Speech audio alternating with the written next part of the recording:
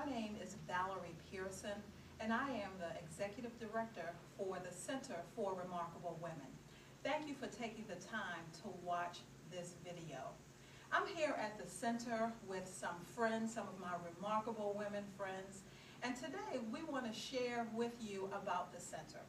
We want to tell you who we are and what we do. The Center for Remarkable Women is a group of intergenerational women who are living life on purpose. We come from all different backgrounds, from varying circumstances, from varying situations, and we are about living life on purpose. We equip and empower women to be all that God has called them to be, and we do it in a nurturing, supportive, and caring way. At the center, we have programs for young girls. It's called the Young Butterflies, and it's for young girls aged 11 through 16. We also have a program called Beautiful Beginnings. That program is for pregnant teenagers and young mothers, and we seek to help those young girls to be good mothers, and also not to forget that they still have purpose in life. We also have a program for senior women, and it's called Project Grace. We have a group of women called Women of Grace, and they take a remarkable journey as well. And as a matter of fact, our facilitator, Annette Butler, is here with us, so she's going to talk to us a little bit later. We also have classes at the Arlington Nursing Center, where one of our facilitators is there doing activities with the seniors who are in the nursing center. Last but not least, we have a program called the Remarkable Women Ministry. The Remarkable Women program is all about being what God has called us to be. You know, sometime in life, we get stuck. As women, we get stuck in life. And it seems that we can't go forward, we can't go back, we can't go to the left, we can't go to the right. We can't do anything but just stand where we are. In the Remarkable Women Ministry, we are about moving from that stuck place in life. We are about unpacking our baggage so that our baggage is lighter. We are about doing what it is that God has called us to do and be. You know, as I said earlier, often in life as women, we have so much baggage, and we really have to unpack that baggage so that we can go on to reach our destiny that God is calling us to. And that's what we do in the Remarkable Women Ministry. But you don't have to take my word for it. I have a group of ladies here, and they are going to share with us about the Remarkable Women Ministry. With us today, we have Miss Annette Butler, we have Linda Queen, we have Marva McClintock, we have Diane Bass, Shawana Marshall, and Valerie Miller. And all of these ladies have taken the Remarkable Woman journey, and I'm going to ask them to share some of their experiences that they encountered when they took this journey. So let me start with Linda. Linda, I'm going to start with you, and I want you to tell us what was the journey like for you? If you can describe the journey a little bit.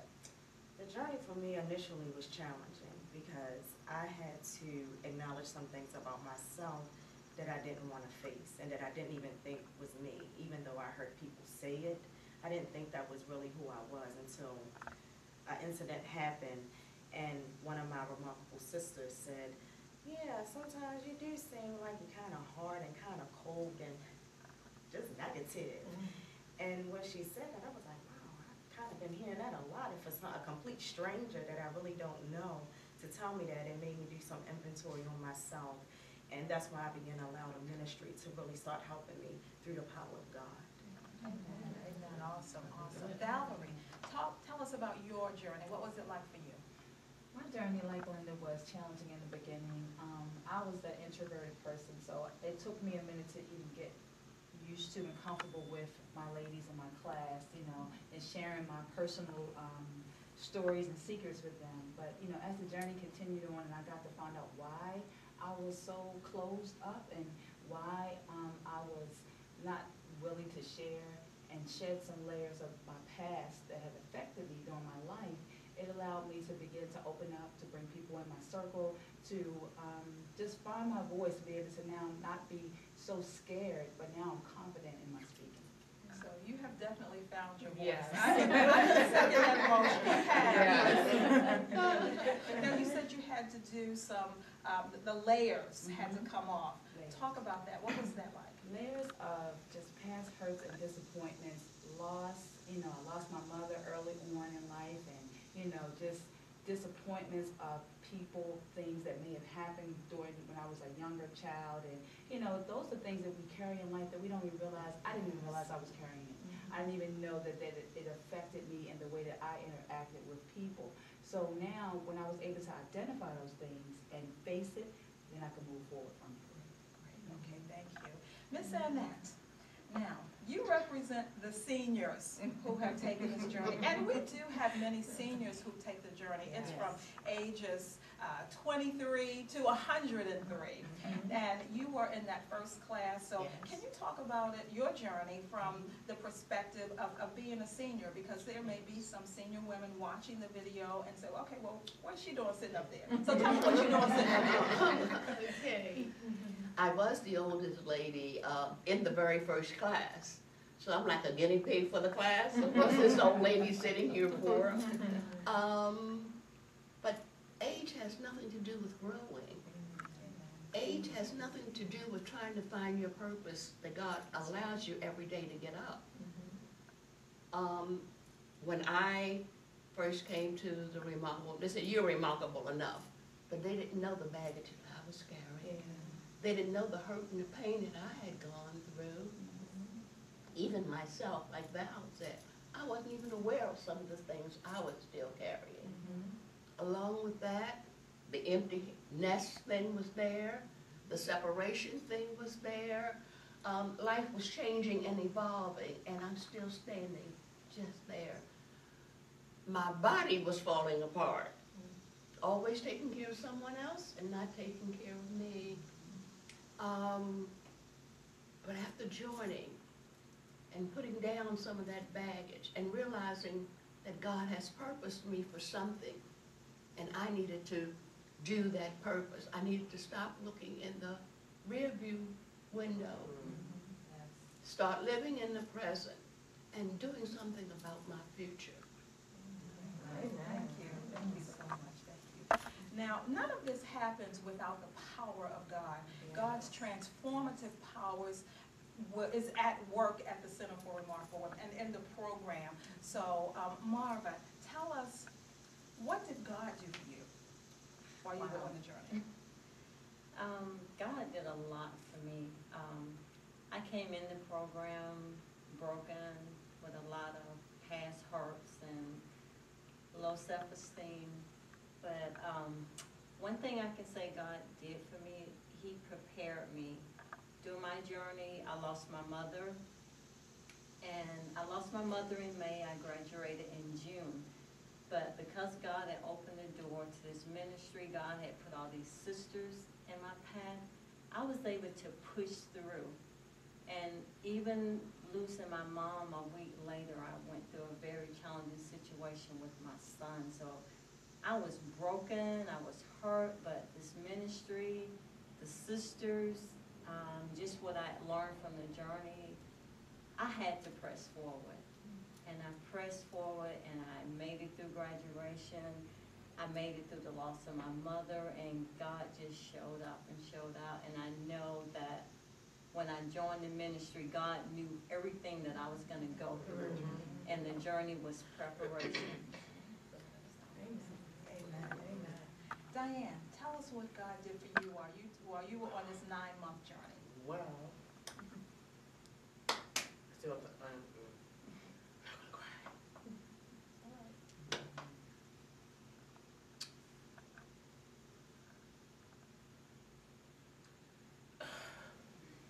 Well, God did something for me that I never could have done for myself. I was in a terrible, terrible relationship. And I thought if I didn't have this person in my life, I was nobody. But God taught me how to be strong.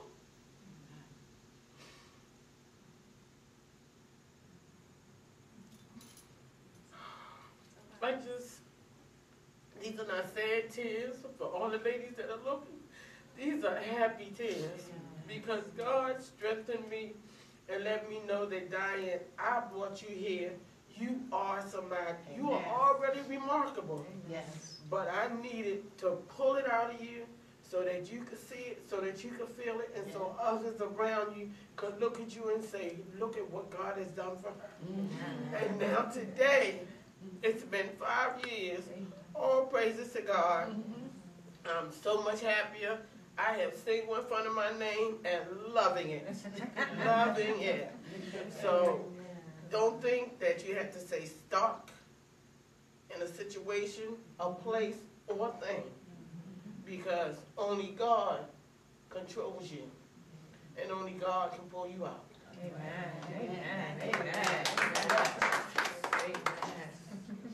All right, Ms. Shawana, we haven't heard from you.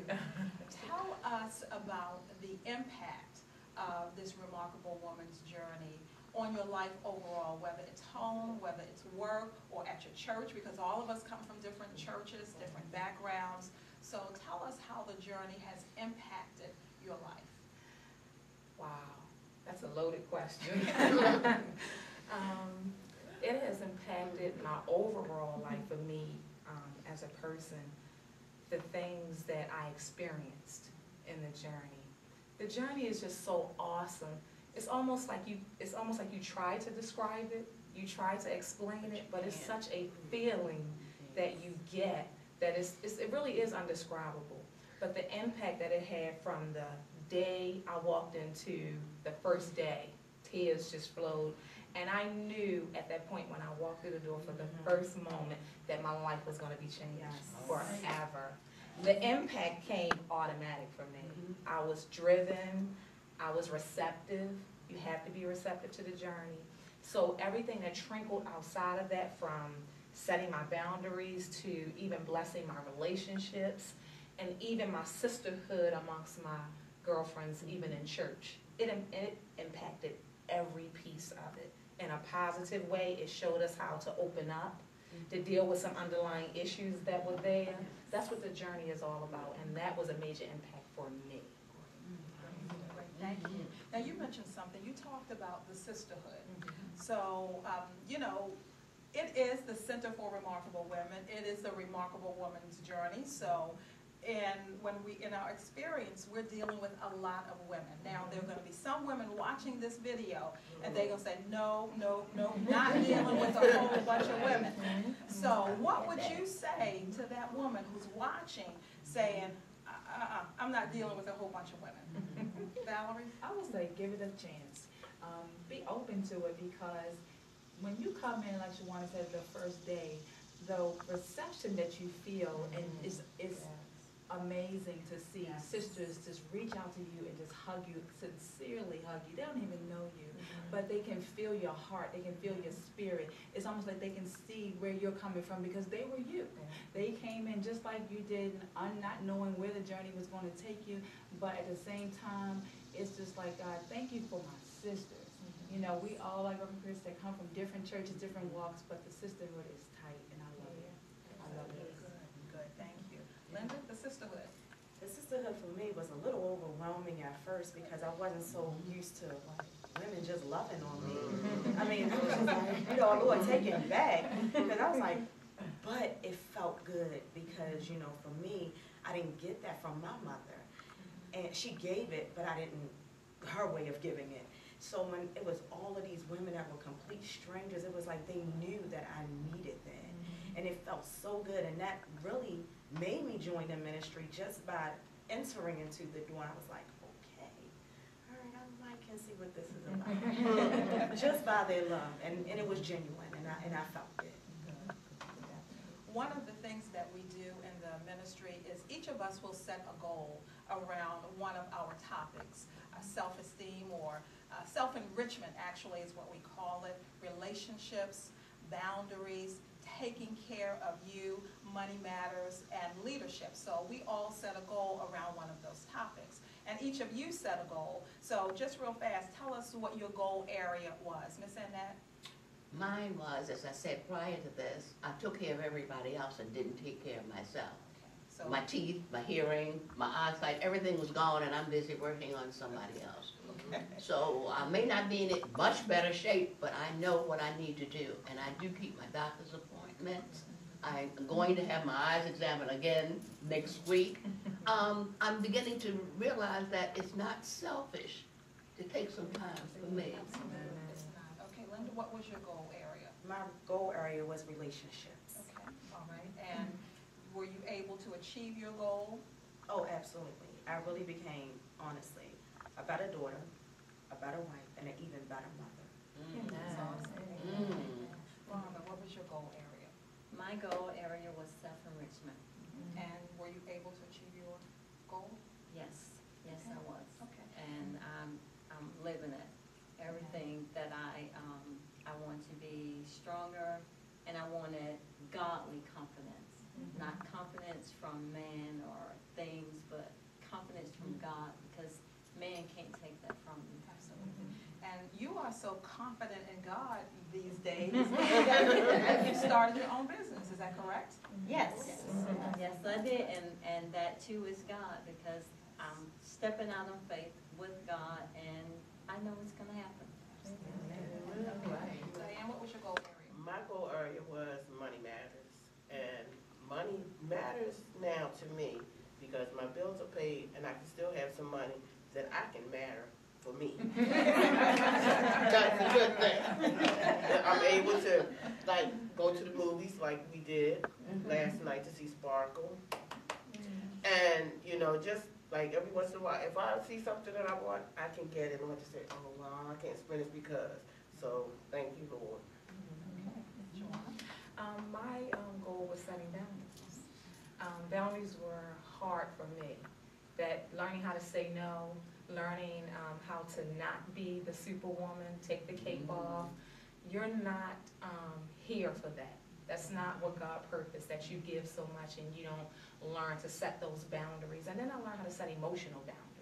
Because it's not just about physical boundaries that you set, but I set some emotional boundaries, because if we don't set boundaries, we do become hurt in the midst of not setting those boundaries. So I had to learn how to do it physically and emotionally.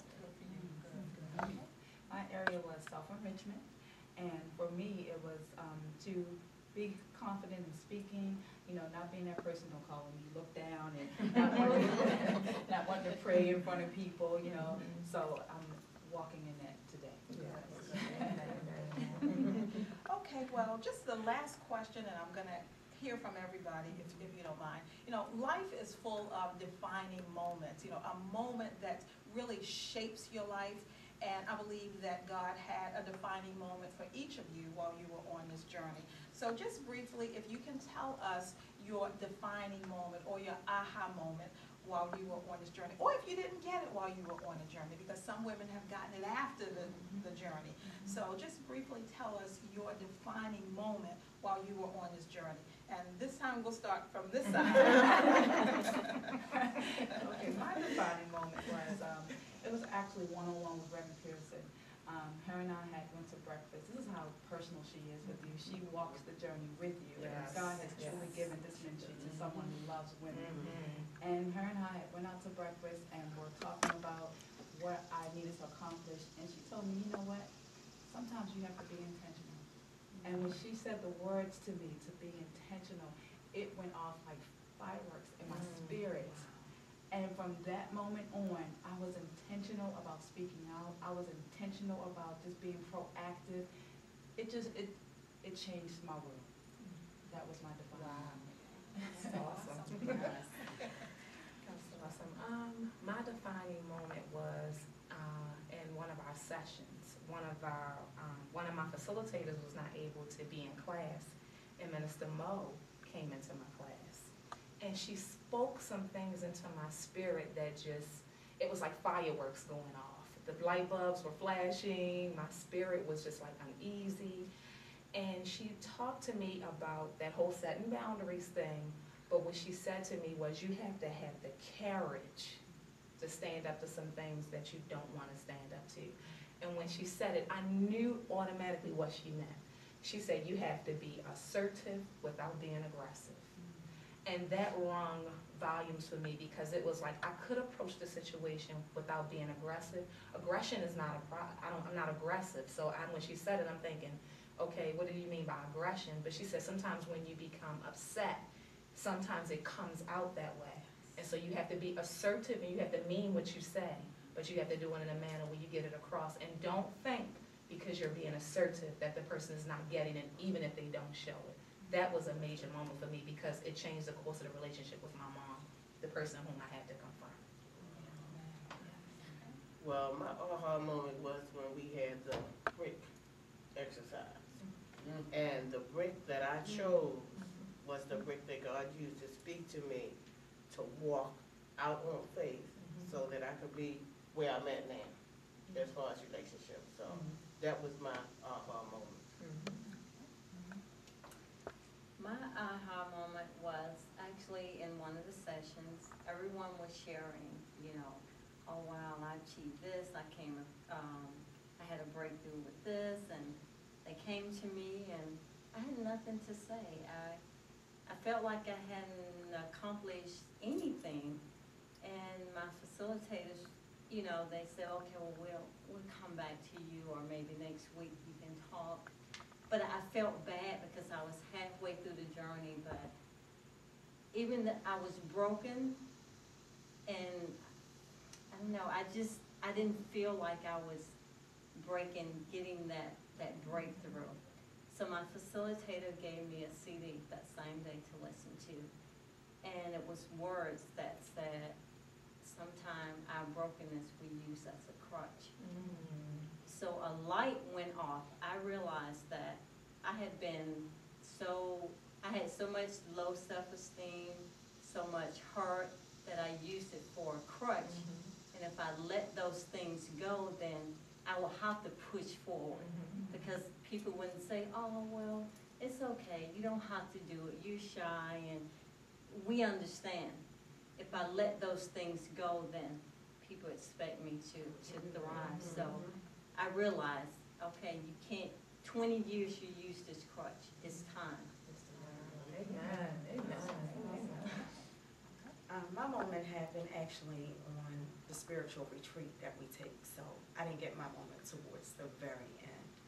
And for everything became clear, what my facilitators invested in me, I didn't know such a big task that they had. And it didn't all formulate until we were at the mountain. And that's when it all came together, who I was, what I really needed to do, and where I wanted to go. It was at the mountain retreat. My aha moment was like an earthquake for me. It was the moment when we had to pick the brick. And I picked the brick, and I said, oh no, this doesn't mean me. This is not me. Still not wanting to let go and let God. But when I did, and told my class what that brick meant to me, and was able to lay it down, I knew I was worthy. Up to that point, I didn't think I was worthy. I didn't even take communion in church. I was going to church every Sunday and Monday, Tuesday, Wednesday too, but wouldn't take communion. I didn't think I was worthy. But with that, it was like an opening, like I stepped out of myself. I don't even really know how to explain it, but it was awesome. It was awesome. And as you can see now, I am worthy. I am remarkable. Well, thank you, ladies, for sharing. I appreciate your sharing at such a personal level. I want to encourage any woman who may be watching this video to give us a call. Come and see what we are about. Let me tell you that each year God gives me a different theme for the classes. This year, God has made it very, very clear to me and said to me, this is the season of open doors. The season of open doors. My assignment from God this season is to help every woman connected to the center in any way to get through that open door that God has for them, that's been there all the time. But you have to be prepared to walk through that door. You have to be prepared for what's on the other side of that open door. So my assignment this season is to prepare women everywhere I go to go through their open doors. So I want to invite you to come to the Center for Remarkable Women, to be a part of the Remarkable Woman's journey, to walk through that open door that God has for you. God has so much in store for you. And I'm excited just thinking about it, what God has for you. So I want to encourage you to check us out. You can look at our website. It's www.centerforremarkablewomen.org. You can also look at www.aremarkablewoman.com. Give us a call, 410-903-9302, and you can talk to anyone at the center. You can talk to any one of us. Yes. We all have testimonies, and we would love to share with you at a personal level. But thank you for taking the time to look at this video. We love you. God has so much in store for you. Eyes have not seen and ears have not heard. Give us a call. We love you. God bless you.